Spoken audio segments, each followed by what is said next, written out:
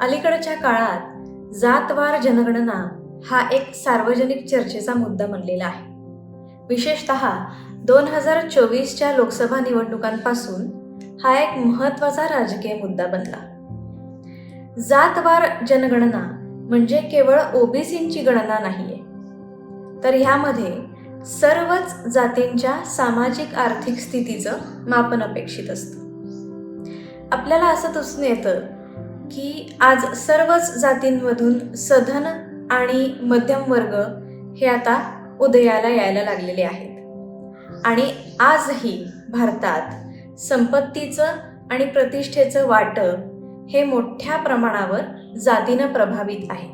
ऑक्सफॅमच्या अहवालानुसार ब्राह्मण जातीनं राष्ट्रीय सरासरीपेक्षा 48% अधिक उत्पन्न मिळवलंय, तर ओबीसींना 8%, अनुसूचित जाती आणि जमातींना अनुक्रमे 21% आणि 34% याप्रमाणे राष्ट्रीय सरासरीपेक्षा कमी उत्पन्न मिळाले आहे असे दिसून येते. दिलीप चव्हाण लिखित जातवार जनगणना कशासाठी ही पुस्तिका या चर्चेत मोलाची भर घालते. अवघ्या 36 पानांच्या या पुस्तिकेत जातीच्या जडणघडणीतील वसाहतवादाचे योगदान, उत्तर वसाहतवादी म्हणजेच पोस्ट कोलोनियल तसेच राष्ट्रवादी आकलन यांची देखील चर्चा करण्यात आलेली आहे.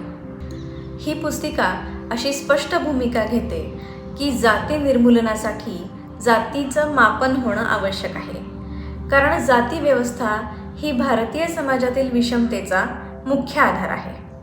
शिवाय ही पुस्तिका जातवार जनगणनेवर घेतल्या जाणाऱ्या विविध आक्षेपांचं मुद्देसूदरित्या खंडन करते आणि त्याही पुढे जाऊन डाव्या आणि दलित चळवळींना ह्याबाबत काहीतरी ठोस भूमिका घेण्यासाठी आवाहनही करते. समकालीन चर्चेत मोलाची भर टाकणारी ही पुस्तिका तुम्हाला हवी असेल तर कॅप्शनमध्ये दिलेल्या नंबरवर कॉन्टॅक्ट करा किंवा लिंकवर व्हिजिट करा.